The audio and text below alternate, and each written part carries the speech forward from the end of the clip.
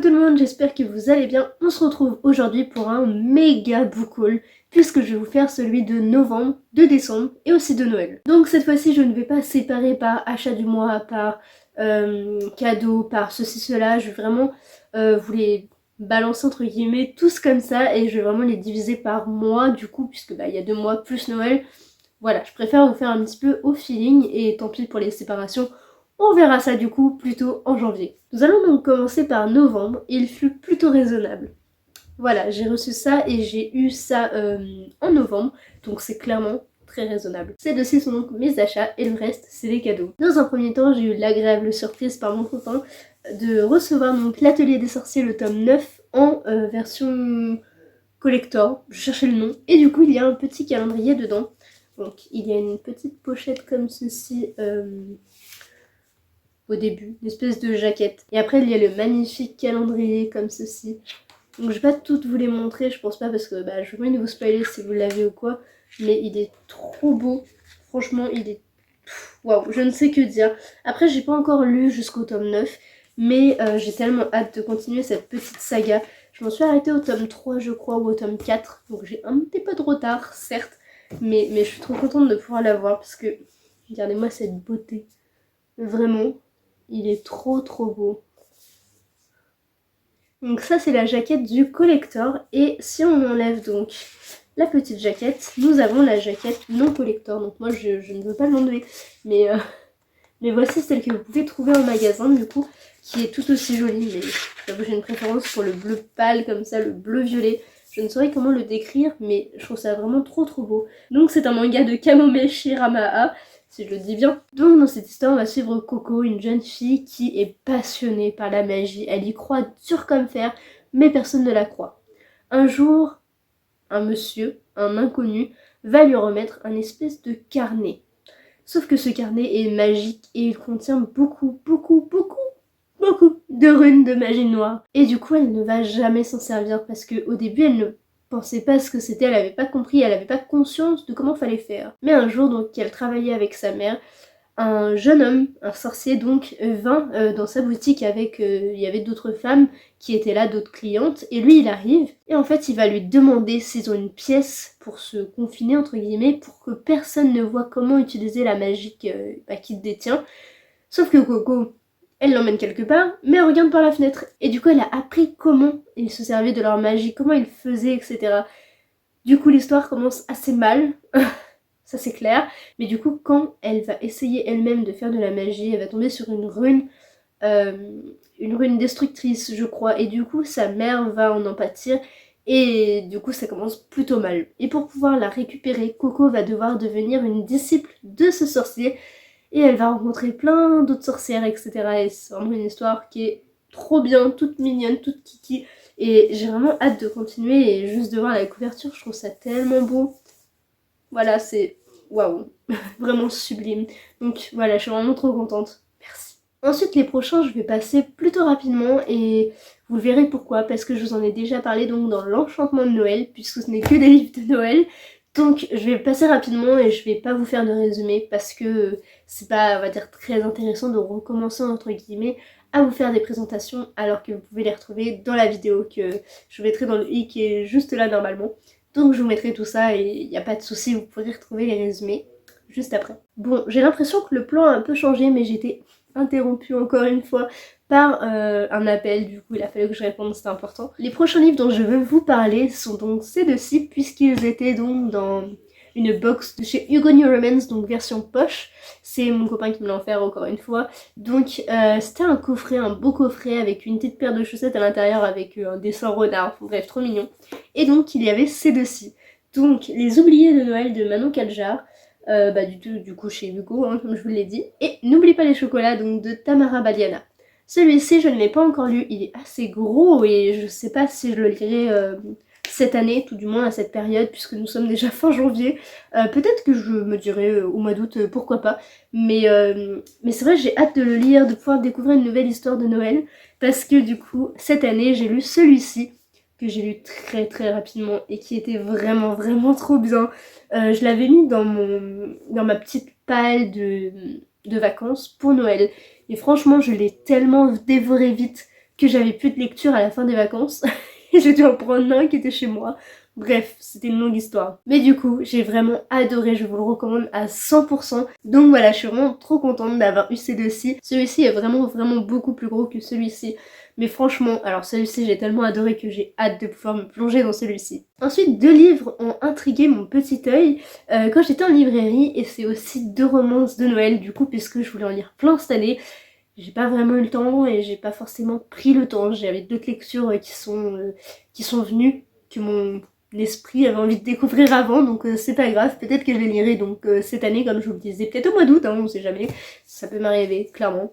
Sinon, je les lirai peut-être en décembre prochain, ça fait dans très longtemps, mais pourquoi pas. Le premier, c'est Le Chat de Notting Hill, du coup, de Lati Aniel, édité chez les éditions Prisma. C'est une maison d'édition que je connais très peu et dont je n'avais pas en fait connaissance de ce roman.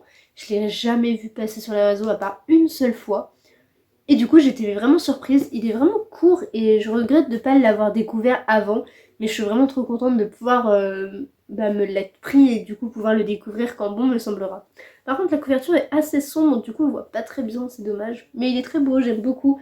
Et puis c'est une petite histoire avec un chaton. Et vu qu'on vient d'avoir Soma, enfin du coup maintenant ça fait au moins 4 mois. Mais bon, pour moi il est tout nouveau. Et du coup c'est pour ça aussi que j'ai craqué, je pense, pour cette petite histoire. Et enfin le dernier, donc de novembre, c'est Comme une déesse aux éditions Calma Lévy, pardon, que en fait je connaissais quasiment pas, mais qui finalement est très connu. Et celui-ci, franchement, il me tente trop tôt, parce que c'est vraiment pas une romance de Noël à proprement parler, mais ça parle vraiment de femmes fortes. Un jour, donc, dans l'association que Nina a créée, eh bien, un homme va quand même venir, et là, ça va être vraiment trop drôle, mais j'ai trop hâte de le lire. C'est vraiment, je fais un petit pitch rapidos, mais vraiment, il me tente trop, et vu que c'est pas trop une histoire de Noël à proprement parler, peut-être que je me le ferai d'ici incessamment sous peu, hein, voilà. Mais bon, je dis ça à tous les livres et au final, je mets des fois des années à le lire. Voici donc mon petit book haul du mois de novembre qui, je vous ai déjà présenté un petit peu tous ces livres du coup dans l'enchantement de Noël. C'est pour ça que je voulais pas refaire un gros book haul parce que c'était pas vraiment le but. Mais il y avait quand même du coup ce petit manga qui était en plus, donc il fallait absolument que je vous le fasse. Et ça fait partie de mes réceptions du coup de novembre. Ensuite, passons donc au mois de décembre et on va pas débuter avec le début décembre. C'est assez bizarre, hein, vraiment, je vais pas vous le cacher.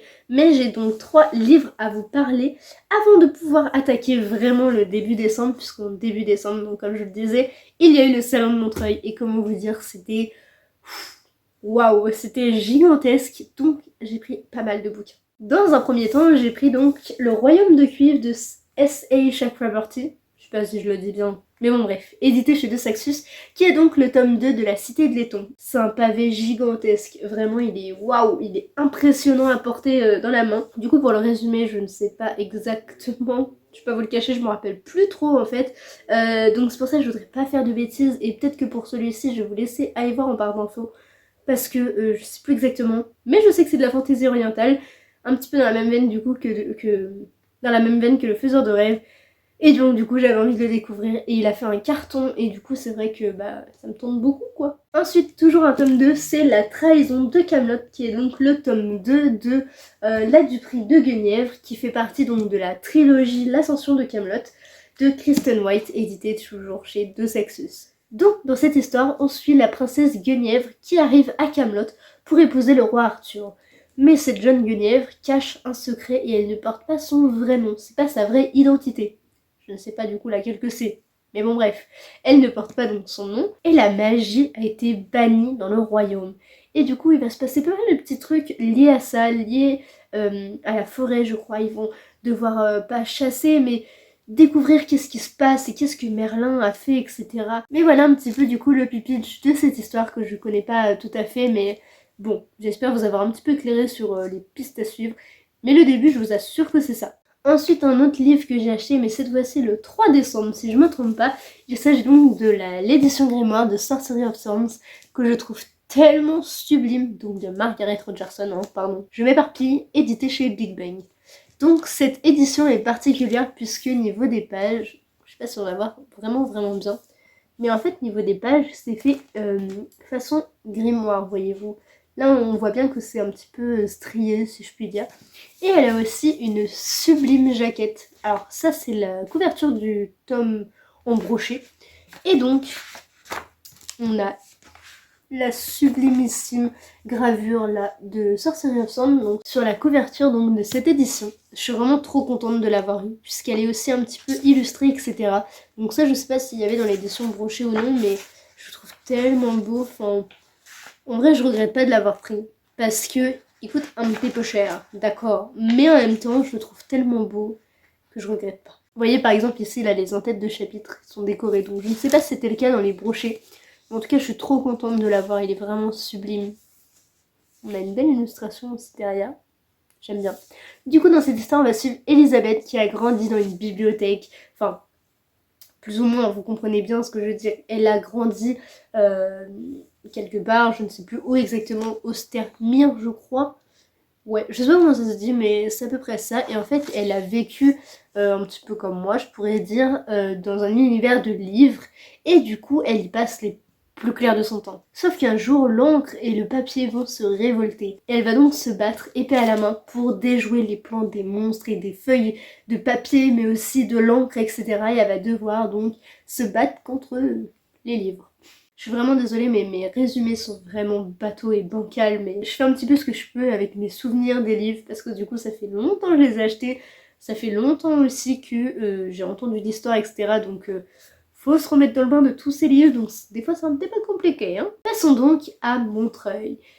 C'était le 4 décembre, et dès le 4 décembre, j'ai commis des folies gigantesques. En même temps, un salon du livre, je voulais forcément en acheter, il y en avait plein qui me tentaient, il y avait plein d'auteurs à découvrir, il y avait qui parler, et du coup j'ai acheté leurs ouvrages aussi, hein, parce que bah voilà, je supporte tout ça, je suis vraiment la personne qui prend tout ce qu'il peut, mais au bout d'un moment, les sacs sont limités, et notre dos aussi, il est un petit peu limité. Dans un premier temps, j'ai pris un roman qui est vraiment influencé par Le Souffle des mots, mais aussi par Lectrice à plein temps.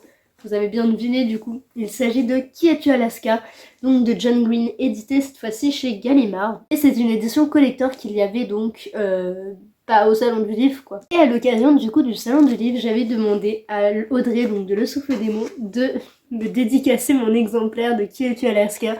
Parce que j'avais pas son marque-page sur moi et du coup je voulais une petite dédicace. Et je me suis dit quoi de mieux que dans son roman préféré qui a inspiré le nom de son chat, Qui es-tu Alaska. Pour celui-ci, pour ne pas faire de faux pas, je vais vous lire le résumé parce que je ne suis pas sûre à 100% de ce que j'aurais pu dire et je ne veux pas commettre de faux pas.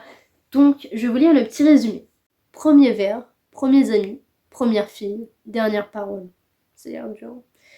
Miles altère est fasciné par les dernières paroles célèbres et impatient de quitter sa vie, protégée dans le cocon familial. Il part en pensionnat en quête de ce que Rabelais, mourant, appelait son grand peut-être. Beaucoup de découvertes attendent Miles à Culver Creek, notamment Alaska Young. Intelligente, drôle, écorchée et mortellement sexy, Alaska va attirer Miles dans son labyrinthe et le propulser dans le grand peut-être. Voici donc pour le résumé, comme je vous dis, j'ai été clairement influencée et aussi parce que donc John Green est vraiment un auteur très connu, comme c'est écrit l'auteur de best-seller international, donc je ne pouvais que le découvrir une fois dans ma vie, donc voilà. Maintenant je l'ai acheté, je n'ai plus qu'à le lire et j'espère bien que ça se fera donc en 2022. Il serait temps parce que j'aimerais beaucoup découvrir cet auteur puisque je n'ai toujours pas lu Nos étoiles, au contraire, j'ai vraiment très peur de le lire, vraiment. Au moins voilà, celui-ci je vais pouvoir le découvrir dès que mon petit cœur sera assez en forme pour endurer tout ça. Je ne fais vraiment pas ma journée de salon dans l'ordre parce que je sais plus exactement, il y en a forcément oui, d'autres non. Bref, voilà. Mais je sais qu'au moins cette autrice-là que je vais vous montrer, je l'ai vue en dernière, puisque après il fallait qu'on prenne le train et il fallait qu'on trace. Il ne s'agit d'autre que Georgia Caldera. J'ai donc acheté ces deux-ci pendant le salon. On va commencer par celui-ci puisque c'est celui que je connais le mieux. C'est Embrasse l'hiver et danse avec lui, donc de Georgia Caldera, édité chez J'ai lu. Celui-ci, je l'avais déjà lu et il est vraiment trop bien. J'ai adoré. Mais je l'ai plutôt écouté en audible. Donc au début, je voulais pas l'acheter. Mais vu que l'auteur était là, je me suis dit, je peux quand même prendre un livre que j'ai lu d'elle, autre que ceux que je n'avais pas lu, voyez-vous. Donc dans cette histoire, on va suivre Romy et Adriel, puisque c'est un roman choral, donc à deux voix. Tout ça, je vous l'ai déjà dit dans je ne sais plus quelle vidéo, puisque je sais que je vous en ai déjà parlé. Mais voilà, ce livre-ci est vraiment trop bien. Donc dans cette histoire que je vous ai déjà parlé, je crois, dans la vidéo, il était un livre il n'y a pas très longtemps. Donc on va suivre Romy et Adriel. Donc c'est un roman choral à deux voix. Et Romy a subi une séparation très compliquée et elle a du mal à s'en remettre. Adriel a perdu sa femme il y a 1 an de ça, mais il a une petite fille à charge, donc enfin sa fille quoi. Et il faut aussi qu'il puisse s'occuper de lui et de sa fille. Et c'est très compliqué aussi pour lui de survivre en quelque sorte à ça. C'est très compliqué. Et un jour, je ne vous dis pas comment, leurs chemins vont se rencontrer et après pas mal de petites péripéties, leurs sentiments vont grandir. Je vous le dis, c'est une romance de Noël, clairement. Donc voilà, il est vraiment trop bien, je ne peux que vous le conseiller. Ensuite donc de cette même autrice, j'ai pris un roman que je voulais vraiment découvrir depuis longtemps, Les Brumes de Cendrelune, donc le tome 1, toujours chez J'ai lu, et toujours de Georgia Caldera. Donc dans cette histoire, on est au royaume de Cendrelune, et les hommes sont épiés par les dieux. Et il y a aussi l'exécuteur, qui est l'ombre, veille à condamner tous ceux qui nourriraient des envies de rébellion. Donc une jeune femme, ses fils, un jour, on a vraiment marre en fait de toute cette, tout ce qui se passe. Et elle va vouloir se venger du dieu Orion, dieu parmi les dieux. Et donc ses fils va se rendre compte qu'elle n'est peut-être pas seule à vouloir se venger de ce fameux dieu. Voilà donc toute l'intrigue de l'histoire, c'est à peu près ce qui est écrit donc au résumé. Donc voilà, je ne vous spoil vraiment rien. Il a l'air vraiment trop bien. En plus les chapitres sont relativement courts, donc là on ne voit pas trop évidemment. Mais bon bref, les chapitres sont relativement courts, donc ça me donne vraiment envie de le découvrir incessamment sous peu. Ensuite, j'ai eu une chance d'aller voir Laia Lopez au stand de chez Hachette pour notamment dédicacer un de ses derniers romans édités chez eux. C'est Royalty Witches donc de Laia Lopez et Alena Ponce. Celui-ci est un tome 1, donc ça veut dire qu'il va falloir que j'attende le tome 2. Et on m'a dit que celui-ci à la fin c'était horrible. Donc du coup j'attends un petit peu avant de le lire. Pour celui-ci je vais vous lire le résumé parce qu'en fait il y a beaucoup de choses très particulières, vous allez voir pourquoi, c'est des mots vraiment propres à l'histoire et je ne veux pas me planter. À Taïka, les trônes ne s'héritent pas, ils se gagnent. Tous les 4 ans, des sorcières et des sorciers s'affrontent dans la Ligue de la Couronne, une compétition impitoyable où les trônes des royaumes de Taïka sont mis en jeu. Kibibi, Kat, Emma et Lilith, 4 sorcières que tout oppose, vont devoir travailler en équipe pour avoir une chance de survivre. Leur tâche se complique lorsqu'elles sont rejointes par Shin, dont le pouvoir sauvage obéit à toute autre règle.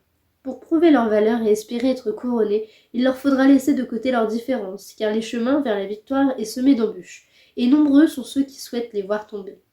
Bienvenue dans le monde de Royalty Witches, où la magie est partout, mais où la chance ne sourit qu'à quelques-uns ou quelques-unes.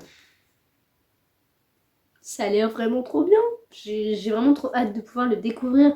En plus, chose aussi qui est assez propre à Laia Lopez, les illustrations sont vraiment sublimes. Enfin, elle a un trait de crayon qui est reconnaissable, puisque c'est un petit peu le même donc pour tous ses livres. Il est vraiment trop beau, j'adore. J'adore vraiment son coup de crayon, c'est sublime, elle a une imagination débordante. Par exemple, là, cette petite carte que j'ai eue lors du salon, celle qui l'a faite, la lumière rend pas très bien. Mais j'aime vraiment beaucoup, je la trouve trop belle. Donc j'espère que vous verrez bien que la lumière, en plus je l'ai baissée par rapport à d'habitude, sinon j'ai un mal de crâne fou. Sinon pour celui-ci, j'ai vraiment trop hâte de le lire, comme je vous le disais, il a l'air trop bien. Ensuite, toujours chez Hachette Roman, j'ai eu la chance de revoir du coup cette année, pour la seconde fois, Alric et Jennifer Twice pour La Passeuse de mots, mais le tome 2 cette fois-ci, qui pareil est un énorme pavé, vraiment. Comment ils font pour avoir cette inspiration-là? Ils en ont prévu 5, au moins. Donc comment on peut écrire 5 pavés comme ça? C'est juste fou. Mais voilà, je suis vraiment trop contente de l'avoir pris et de pas avoir attendu en fait de l'acheter ou quoi, puisque du coup j'ai pu les revoir. Et en plus je suis en train de lire, donc à l'heure actuelle où je vous parle, le 28 janvier, je suis sur la fin de La Passeuse de mots, le tome 1 du coup, et c'est tellement bien, j'aime tellement, en tout cas le premier tome il est incroyable. Ce sera peut-être pas un coup de cœur comme j'ai pu avoir avec d'autres livres, mais franchement ça en frôle. Et après je vous parle à l'heure actuelle où je ne l'ai pas terminé, mais il y a moyen que ça en soit un, parce que wow quoi, il y a tellement de descriptions, il y a tellement d'images et d'imagination, enfin c'est juste ouf. Donc je ne peux que vous recommander celui-ci. C'est vrai que le tome 1 a eu beaucoup de déceptions, mais moi je peux que vous le recommander, et du coup la suite je pourrais peut-être vous la recommander aussi hein, si j'aime toujours l'histoire. Je pense fortement. Mais voilà, j'ai vraiment trop hâte de pouvoir continuer. Mais je vais peut-être attendre que le tome 3 sorte, parce que j'ai vraiment peur de manquer en fait de ressources. Donc je vais peut-être attendre encore un petit peu. Ensuite j'ai eu la chance de voir 2 autres auteurs qui ont écrit donc tous les deux leurs livres. Mais pas comme Alric et Jennifer Twice, puisque eux ils sont vraiment en couple. Mais du coup là c'est un duo d'auteurs qui a vraiment beaucoup marché. Et du coup c'est aussi pour ça que j'ai été tentée de les découvrir. Et c'est donc Ashes Falling for the Sky qui est donc là le tome 1 et le tome 2. C'est une duologie donc de Neil Gaiman et Mathieu Guibé. J'ai lu La nuit où les étoiles se sont éteintes de cet auteur, donc de Neil Gaiman puisqu'elle a écrit avec une autre personne. Et j'avais vraiment envie de pouvoir découvrir d'autres histoires d'elle. Il y a le Pacte d'Emma, mais du coup c'est pour cela que j'ai craqué. Il y avait Mathieu Guibé aussi, donc c'est pour ça que j'ai pu avoir les deux dédicaces. Ils sont un petit peu gros quand même quand on y pense, mais c'est écrit assez large, donc j'ai vraiment trop hâte de pouvoir les découvrir. Ils me tentent tellement, on m'en a vendu mais un bien fou. Par contre ils sont un petit peu lourds, hein. Donc c'est de Albin Michel, je vous l'avais pas précisé, mais voici, maintenant c'est fait. En tout cas je suis vraiment trop contente de les avoir. En fait j'ai un peu craqué mon slip parce que j'aurais peut-être pas dû prendre les deux, je ne sais pas. Mais je me suis dit puisqu'ils sont là, c'est une duologie, et en plus je peux avoir les deux dédicacés, donc j'ai fait bon allez, on va craquer. Côté Pipitch, je ne veux absolument plus savoir de quoi ça parle. Je l'ai su, je sais que c'est une romance, c'est une histoire d'amour et que c'est déchirant, mais je ne veux pas en savoir plus, donc je vous laisse aller en barre d'infos. Bon, le plan a encore peut-être changé, mais j'ai encore une fois été interrompue. Bref, voilà. Ensuite, un dernier achat de ma part, qui n'est autre du coup que le Grimoire d'Elphie, donc le tome 2 que j'ai déjà lu et que j'ai adoré, qui est donc de Arleston, enfin je sais plus son nom exactement, Audrey Alouette et Minnie Ludwig. C'est vraiment, donc il n'y en a que deux à l'heure actuelle, deux BD que j'adore plus que plus. La plume si on peut dire, donc les bulles qu'il y a, etc. L'histoire en elle-même est passionnante, plus du coup les dessins qui sont juste sublimes, enfin j'aime vraiment beaucoup. Là on va pas voir grand chose. En plus c'est un tome 2, donc je vais pas vous spoiler ne serait-ce que le tome 1. Mais voilà à peu près, les planches sont tellement colorées et tellement belles. Enfin j'aime beaucoup trop. Voilà. Dans cette histoire, on va donc suivre trois sœurs, dont Elfie, que l'on voit juste ici, Magda et Louette. Donc là, je vous fais le résumé du tome 1. Ces trois sœurs ont failli périr dans un incendie qu'il y a eu chez elles. Donc du coup, les parents sont décédés et il ne reste plus que les trois sœurs. C'est Louette ou Magda, je sais plus. Je crois que c'est Louette, qui est donc la plus grande et la plus vieille, a un jour décidé d'acheter un van, un bus anglais, qu'on voit donc juste ici, et qui l'a reconverti. C'est donc devenu une bibliothèque ambulante, et elle gagne sa vie en se déplaçant du coup avec ce bus et en vendant des livres. J'adore le concept, j'aimerais bien la reprendre, mais c'est du boulot. Bref, voilà. Donc dans le tome 1, voilà, c'est un petit peu l'idée de base de l'histoire, et on va les suivre justement à travers leur périple. Et là dans ce tome-ci on est dans une autre partie de la France, puisque ça se passe en France je crois. Donc voilà, je ne vais pas vous en dire plus pour ne pas vous spoiler, mais vraiment c'est rempli de magie. La petite Elfie découvre un carnet que sa mère lui a offert entre guillemets, et elle va donc découvrir la magie via ce carnet. Je ne vous en dis pas plus, mais c'est trop bien. Et enfin, nous allons donc terminer avec les cadeaux que j'ai eu en décembre, qui étaient donc pour Noël. Il y a ces trois-ci. Voilà, donc il y en a un qu'on voit pas, qui est juste en haut. Dans un premier temps, ma meilleure amie m'a offert Les Sœurs Perdues, donc c'est une petite nouvelle de Holly Black qui est éditée chez Rajo. On va pas se le cacher, la petite bordure rouge n'est pas très belle. Mais bon, c'est donc une petite nouvelle du prince cruel et du roi maléfique qui se lit entre les deux, je crois. Donc vraiment, elle est toute petite. Mais vu que je n'ai pas lu le tome 1 pour le moment, je ne peux pas le lire. Et du coup, je ne connais pas l'histoire en fait de cette nouvelle. Je sais à peu près de quoi ça parle, puisque Les Sœurs Perdues, je crois, c'est une histoire avec des sœurs jumelles, etc. Avec le prince Cardan, si je me trompe pas. Mais je ne veux pas faire de faux pas, je veux pas lire le résumé, puisque je n'ai pas lu le tome 1. Donc voilà, je pense que vous allez savoir mieux que moi si vous les avez lus. Mais en tout cas, merci. Je suis trop contente. Même si c'est du coup la petite nouvelle et que j'ai pas lu le tome 1, elle m'a dit vas-y, je te le prends. Et du coup, je ne l'ai pas encore vu pour qu'on s'offre nos petits cadeaux de Noël. Donc vous verrez ça donc dans le book haul de février certainement. Ensuite, le papa de mon copain m'a offert un énorme livre qui n'est autre que Un sort si noir et éternel, donc toujours chez Rajo, donc de Brigitte Kimmerer. Pour cette histoire, je vais vous faire le résumé puisque franchement je l'ai lu il y a beaucoup de temps et du coup je ne peux pas vous le faire sans bafouiller, sans dire des choses qui sont peut-être pas cohérentes, donc je vais vous lire le résumé, comme ça vous allez être fixés. Je vais arrêter de vous dire aussi que c'était dans la barre d'infos, même si c'est vrai qu'il y a tout dedans. Mais bon, avant toute chose, la couverture est trop belle. Je suis fan. Je suis trop fan de ce petit dégradé de couleurs, genre c'est trop beau. Bref, je me mets comme ça, vous voyez le livre en même temps. Un soir, à Washington, Harper est témoin d'une tentative d'enlèvement. Ça commence bien. En dépit du danger, la jeune femme, partiellement handicapée, s'interpose. Mais l'agresseur lâche sa première proie et après avoir maîtrisé Harper, l'emmène avec lui. En une seconde, Harper bascule dans un autre monde, le royaume d'Emberfall, pardon. Son château de conte de fées, sa magie, son prince beau, énigmatique et maudit. Coincé dans un automne éternel, le prince Crane cherche à débarrasser son peuple d'une créature sanguinaire. Seule une jeune femme pourra l'y aider. Mais ce que le prince ne dit pas, c'est qu'il est lui-même ce monstre assoiffé de sang. Donc ça je le savais et je vous le dis que maintenant, mais c'est une réécriture du conte de La Belle et la Bête, et c'est aussi pour ça je pense que je suis autant intriguée, pas que parce que tout le monde en a parlé, c'est pas que ça, c'est parce que c'est une réécriture de conte et j'adore ça, mais vraiment j'aime trop trop trop, et du coup là le fait que ce soit aussi sur La Belle et la Bête, ça m'a tellement hypée, et du coup j'ai vraiment trop hâte de pouvoir le découvrir, mais c'est vrai que la taille me fait un petit peu peur, parce que j'aime bien les histoires courtes aussi. Et enfin le dernier que j'ai à vous présenter et qui est un cadeau de ma chère Mélanie, c'est Ivy Wild, le tome 2 donc de Hélène Harper chez les éditions Bookmark, donc dans la collection Infinite Urban Fantasy. J'ai lu le tome 1 je crois en 2019 et j'avais trop kiffé, c'était vraiment trop bien, c'est tellement bourré d'ironie, de comédie, enfin c'est vraiment mais incroyable. Du coup dans cette histoire on va suivre donc Ivy Wild puisque c'est un roman éponyme qui est une sorcière complètement feignante mais très très talentueuse. Elle a décidé de quitter le monde magique entre guillemets et est partie vivre tranquillement du coup dans sa petite vie dans un monde de mortels. Mais la magie va la rattraper et elle va devoir donc aider un sorcier à résoudre des mystères. Mais feignante comme elle va en faire le moins possible et tout ce que lui demande, ça la saoule un petit peu. Mais entre les deux, une certaine alchimie va se créer. Et en tout cas, dans le tome 1, on va suivre un petit peu toutes ces péripéties qu'ils vont vivre tous les deux.